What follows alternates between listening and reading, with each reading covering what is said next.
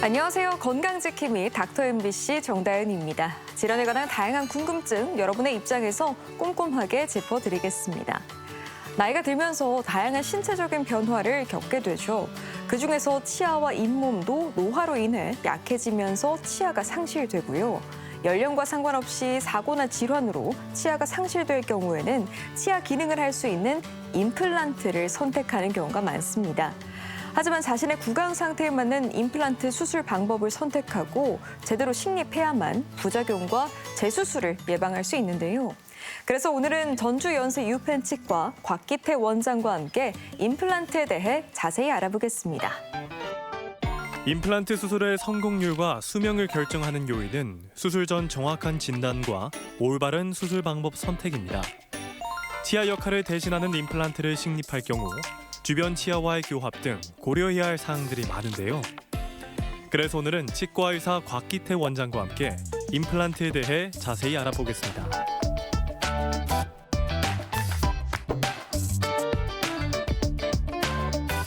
네, 원장님 안녕하세요. 네, 안녕하세요. 네. 네, 이 어르신들의 경우에는 뭐 겨울에 임플란트를 선호하는 분들이 있다 이런 얘기도 네네네. 들었거든요. 네네. 뭐 계절에 좀 상관이 있나요? 사람의 체온은 36도, 5도입니다. 여름이건 겨울이건 다 똑같거든요. 예. 이제 뭐 체온이 같기 때문에 계절에 상관없이 아무 때나 하시면 되고, 특히 겨울철 같은 경우에는 감기라든가 독감 같은 걸리시면 수술을 못할 수 있으니까 그게 더 중요할 수가 있겠습니다. 아, 그럼 네. 계절에는 크게 영향받지 않는 영향받지 거네요. 않습니다. 네. 최근에 또 연령과 상관없이 임플란트가 대중화되고 있다 이런 네네네. 이야기도 들었어요. 네. 어떤 경우에 임플란트가 필요할까요? 이제 뭐 뭘 먹다가 아니면 사고를 해서 치아를 상실하는 경우가 있지 않습니까? 이런 경우 그렇죠. 예전에는 양쪽 치아를 깎아서 브릿지라는 보철물을 썼는데 요즘에는 양쪽 치아를 건들지 않고 그 미싱된 부분만 임플란트 상립해서 쓸 수가 있고요.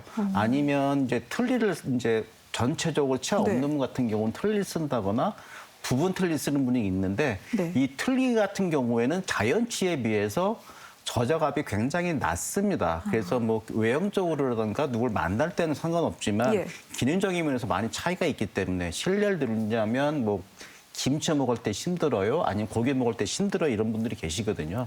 이럴 때에는 자연치와 거의 기능이 유사한 임플란트가 필요하다고 생각합니다. 그래도 예전보다 훨씬 간결해졌네요. 네네. 그렇다면 이 임플란트를 선택할 때 가장 중요하게 고려해야 될 부분 어떤 게 이제 있을까요? 우리 구강 내에는 우리 얼굴 형태를 유지하는 뼈가 있고 예? 치아를 잡아주는 뼈가 있습니다. 근데 그렇죠. 치아를 잡아주는 뼈는 치아를 상실하게 되면 이제 요 기능이 없기 때문에 이제 녹는다거나 부피가 준다거나 할 수가 있거든요. 일단은 이 네. 치조골이 상실되기 전에 그 기존에 있던 해부학적 구조를 유지하면서 임플란트 해주는 게 굉장히 중요합니다. 이제 치아가 빠져서 뭐 몇 년이 지난다 그러면 높이가 줄는다거나 폭이 줄어서 추가적으로 뼈이식이 필요하다거나 아니면 뭐 상악동이라든가 밑에 그 신경관이 있기 때문에 여기로 인해서 못 씹는 경우도 있어서 치아를 상실하게 되면 빨리 복원하거나 아니면은 임플란트를 해서 기존에 있던 해부학 구조를 유지하는 것이 굉장히 중요합니다. 이 해부학 구조가 유지가 되어야 네. 음식물도 안 끼고 그 형태도 유지할 수가 있습니다. 연령에 상관없이 요즘에 임플란트가 대중화되고 있다고는 했는데 네. 임플란트 수술을 하는데 나이 제한은 그럼 아예 없나요? 나이 제한은 있습니다. 있어요? 이제 네. 위쪽으로는 작년 같은 경우는 98세 되신 남자 환자분에도 임플란트 심었고 예. 89세 된 그 여자 환자분한테도 임플란트 심었습니다. 하지만 그 성장기에 있는 친구들한테는 임플란트는 조금 성장이 끝난 다음으로 미루어야 됩니다. 남자 같은 경우는 한 고3까지, 네. 그 여자 환자 같은 경우는 고2까지 이제 기다렸다가 최종 성적이 다 끝나면 그때 이제 내원하셔서 컨설팅 받으시고 가능한지 안 가는지 하고서는 하는 것이 맞습니다. 만약에 기존에 어린 나이 심었다 그러면 네.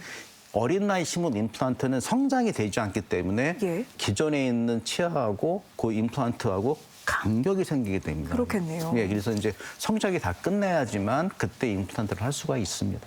그럼 쉽게 말해서 남성은 고3이 지나고 여성은 고2가 지나고 네. 좀 생각을 네. 해봐야 된다. 네, 네. 그럼 반대로 이제 고연령층이 임플란트 수술을 할 때 고려해야 할 점은 어떤 게 있을까요? 이제 임플란트가 필요한 나이 연령대가 거의 중장년층이거든요. 그렇죠. 이런 분 같은 경우에는 예. 뭐 자연적으로 상실하는 분도 계시지만 이제 여기에 동반되는 이제 전신 질환이 있습니다. 뭐 당뇨라든가 아니면 이제 뼈가 약해서 골다공증을 먹는다거나 심장 질환이 있다거나 이런 분들이 계신데 이런 것들이 있으실 경우에는 사전에 알려서 있을 수 있는 부작용을 줄이는 것이 굉장히 중요합니다. 그래서 이제 다른 뭐 질병이 없거나 약 먹는 게 없다고 하면 상관이 없겠으나 이제 전신 질환이 잇따르면 의과와 협진해서 있을 수 있는 부작용을 줄이고 이제 거기에 맞춰서 수술을 하는 것이 굉장히 중요합니다. 그렇다면 임플란트 수술이 어떤 과정으로 진행되는지도 궁금하거든요. 네네. 일단은 잇몸을 절개하고 예. 그다음에 그 뼈가 나타나면 뼈에다가 뼈 성형을 합니다. 아, 그래서 이제 네. 임플란트가 들어갈 수 있는 사이즈가 여러 가지가 있는데 이제 그 사이즈에 맞게 골 성형을 한 다음 네. 그다음에 임플란트를 식립하게 되죠. 만약에 네. 이때에 높이에 뼈가 없다거나 폭으로 좀 좁다 그러면 추가적으로 고리식이 필요합니다. 왜냐하면 이 뼈가 적다 그러면 음식물도 잘 낄 수가 있고 네. 아니면 저작하면서도 저작압에 의해서 무너지는 경우도 있거든요. 그러니까 그렇군요. 이런 상황을 고려해 가지고 이제 잇몸을 꼬매게 되죠. 네. 만약에 이제 나는 바로 이제 뭐 자전거 타다가 아니면 넘어져서 피가 부러졌다. 예. 이런 경우에는 발치 즉시 임플란트를 할 수가 있습니다. 아, 그래요? 이제 치근을 제거를 하고 네. 그다음에 그 치근에 맞게끔 임플란트를 식립한 다음에 치근과 임플란트의 사이즈에 따라서 공간이 비면 그 공간 부분에 뼈 이식을 하고 그다음에 이제 봉합을 하게 되죠. 그러니까 이렇게 하는 것이 일련의 임플란트 수술 과정입니다. 이 임플란트 치료 기간은 그럼 어느 정도 걸린다고 봐야 돼요?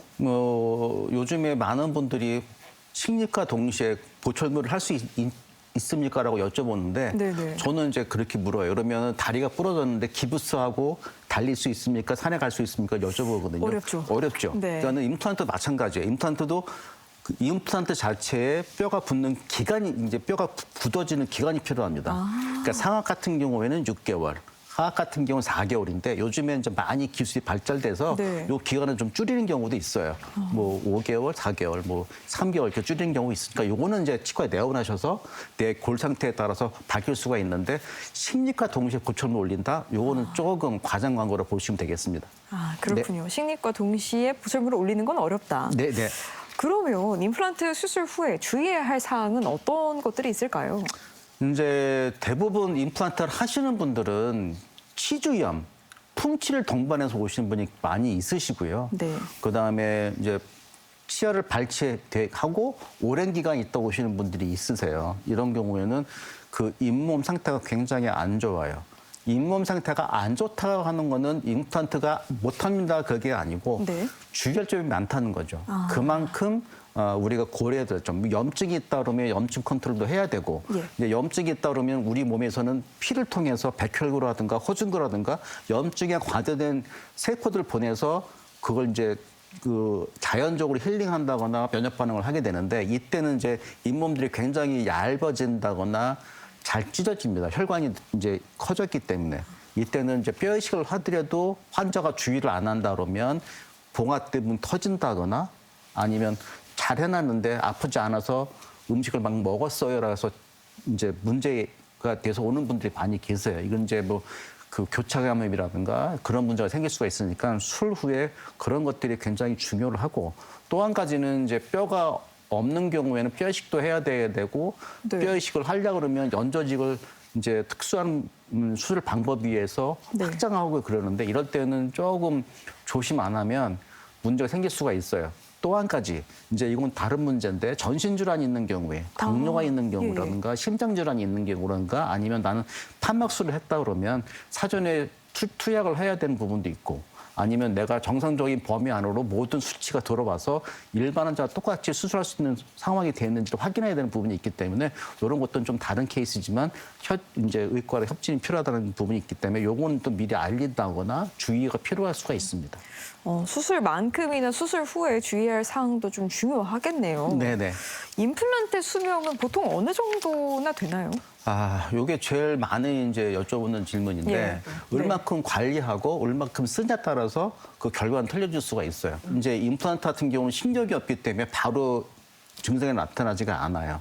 완전히 망가진 상태에서 오게 돼 있거든요. 이런 경우에는 정기적인 그 관리를 받거나 이제 의사가 지시한 대로 행동한다 그러면 이 수명은 자연적으로 길 수밖에 없어요. 근데 이걸 따르지 않고 내 마음대로 판단해서 아프지 않았으니까 안 왔어요. 뭐 이러다가 결국에 이제 무너져 버리면 그때는 이제 해야 될 일이 많이 있는 거죠. 다시 뭐 제거한다거나 다시 한다거나. 근데 이때는 뭐 그냥 하는 게 아니고 추가적인 뼈 이식이 필요하거나 어려운 수식이 필요하기 때문에 좀 조심해야 될 주의가 필요합니다. 네. 어떻게 관리하느냐에 따라서 이제 수명이 결정이 또 되겠네요. 그렇죠. 당연합니다. 임플란트 수술 후에 뭐 영구적으로 사용하는 건 모두가 바라는 걸 텐데 이제 그러려면 정기적인 이제 치료 점검 받는 것이 굉장히 중요합니다. 그렇겠네요. 또 재수술이 필요한 경우도 있다고 하더라고요. 어떤 상황에서 재수술을 하게 되는 건가요? 첫 번째로는 이제 전신 질환이 있다거나 당뇨가 있다거나 하시는 분들은 일반 환자에 비해서 면역 반응이 굉장히 낮습니다. 예. 그래서 나 잘 관리했는데 요 근래 좀 피곤했어, 요 근래 네. 좀 뭐 힘든 일이 있었어 그러면 몇 개월 상관에서 확 무너지는 경우가 있어요. 그래요? 근데 이런 경우 있으니까 이제 우리가 6개월에 내가 이제 오셔서 6개월에 와가지고 관리 받는데 왜 이렇게 망가져요 하시는 분이 있는데 이거는 이제 우리가 뭐 그분이 어떻게 힘든 일이 있던지 스트레스 받는지를 모르는 상황에서 이제 6개월이라는 그 이제 정기적인 기간일 뿐이지 그게 뭐 최선의 방법은 아니고 만약에 문제가 있다면 바로 오셔야 됩니다. 나 여기 부었어요, 뭐 아팠어요 하면 바로 오셔야 되고 또 한 가지는 잘 해놨는데 자연치하고 임플란트 사이 아니면 임플란트하고 임플란트 사이에 음식을 많이 끼는 경우가 있거든요. 네. 근데 이걸 방치하면 이제 자연치 같은 경우에는 뭐 치주인데 아니면 잇몸에서 이제 면역 반응이 잘 일어나지만 임플란트 같은 경우는 자연치에 비해서 그 면역 반응이 좀 떨어질 수밖에 없어요. 그래서 우리가 이제 임플란트 좋은 점이 그렇게 잘 자연치처럼 저작할 수도 있고 자연처럼 관리를 할 수 있는 부분이 있어서 관리가 제일 중요한데 그렇지 못한 경우에는 이제 망가지는 경우가 있어요. 그때는 이제 다시 제거를 하고 다시 식립을 하게 되는데 이때 중요한 게 뭐냐면 네.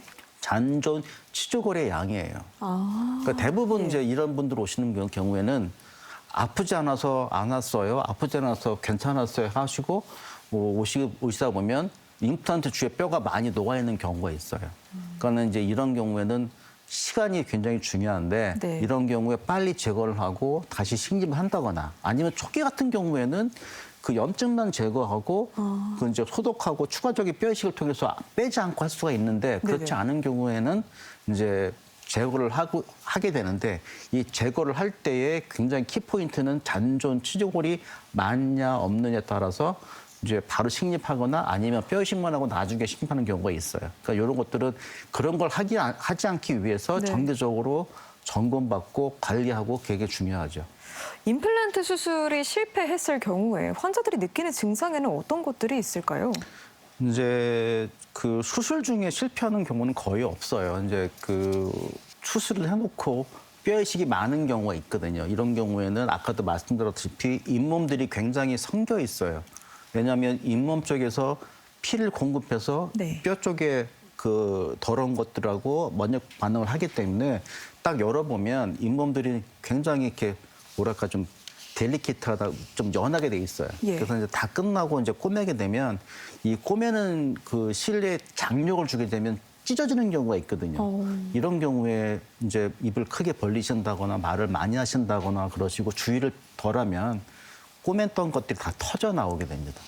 그러면 이제 그 네. 내용 안에 이제 뼈시켰던 내용들이 다 밖으로 노출되고 손실이 일어나게 되고 그러면 임플란트 이제 실패하는 경우가 있죠. 이런 경우에는 다시 이제 아물 때까지 기다렸다가 다시 하는 경우도 있습니다. 그렇군요. 앞서 저희가 임플란트 재수술에 대해서 좀 이야기를 나눠봤는데 네. 재수술을 할 때는 아무래도 처음 하는 것보다는 신경 써야 될 부분이 좀 많을 것 같거든요. 실제로 네. 어때요?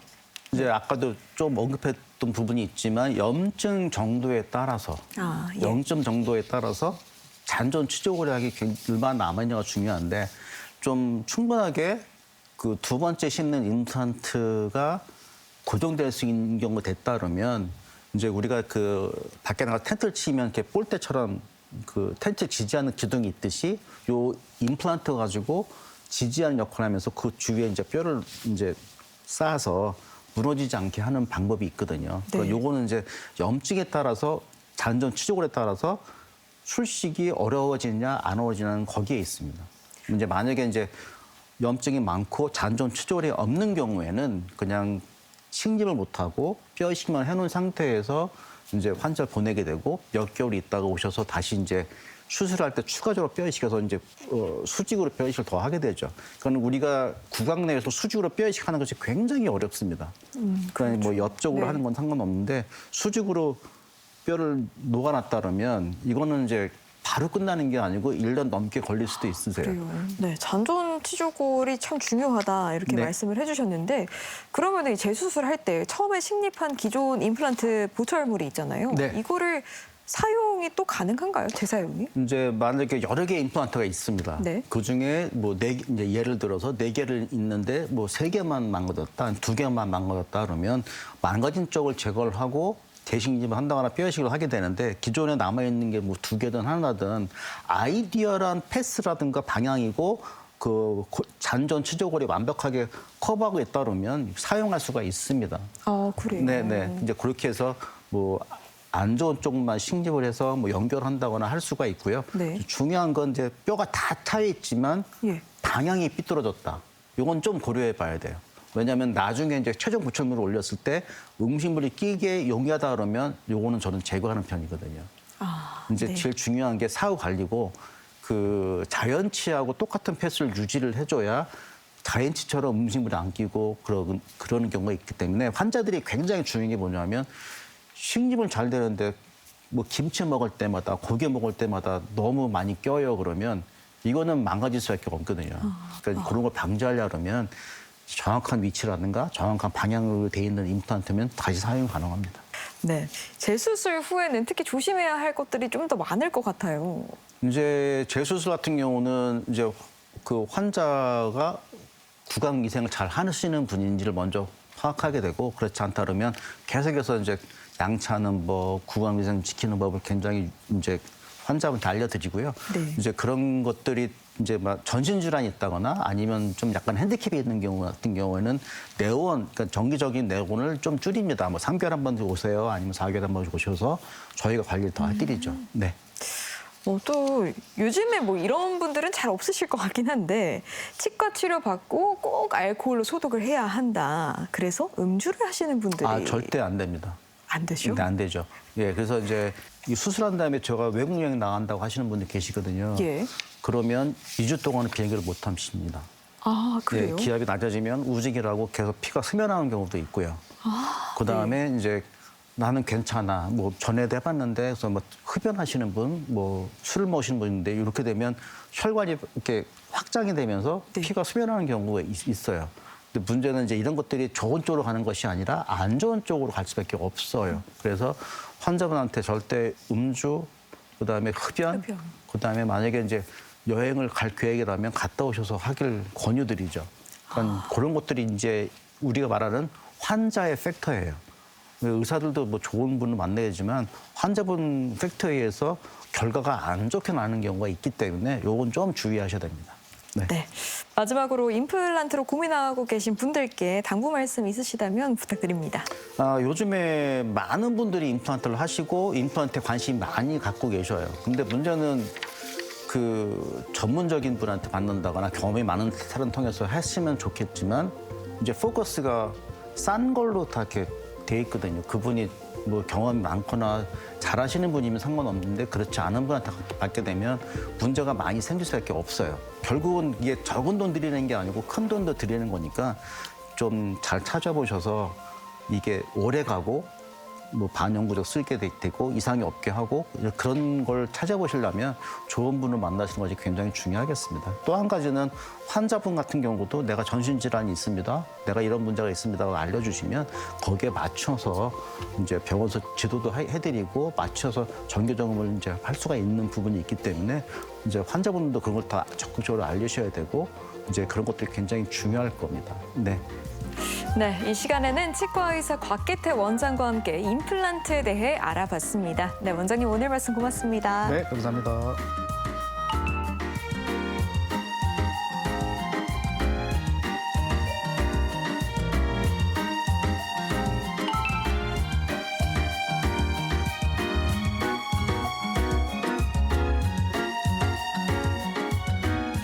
매일 아침 습관적으로 카페인이 들어있는 커피나 음료 찾는 분들 많으시죠? 카페인은 집중력 향상과 도파민 분비 촉진으로 일시적으로는 우울감을 줄여주기도 하지만 그 적정량을 섭취하는 게 쉽지 않습니다. 더구나 카페인 의존이 심해지면 금단 현상이 심해질 수 있기 때문에 더욱더 주의가 필요한데요. 먼저 카페인을 줄이기 위해서는 충분한 수분 섭취가 도움이 됩니다. 그리고 카페인은 최대 12시간 동안 체내에 남아서 수면 방해할 수 있기 때문에 되도록 오후 2시 이후에는 섭취하지 않는 것이 좋고요. 카페인이 많이 들어있는 홍차 대신 녹차를 선택하고 커피를 포기할 수 없다면 디카페인 커피를 선택하는 것도 건강에 도움이 되겠죠. 이 밖에 건강과 관련해 궁금증이 있다면 언제든지 전주 MBC 홈페이지에 질문 남겨주시기 바랍니다. 닥터 MBC가 여러분의 궁금증을 풀어드리겠습니다. 저희가 준비한 소식은 여기까지고요. 다음 주 이 시간에 다시 찾아뵙겠습니다. 고맙습니다.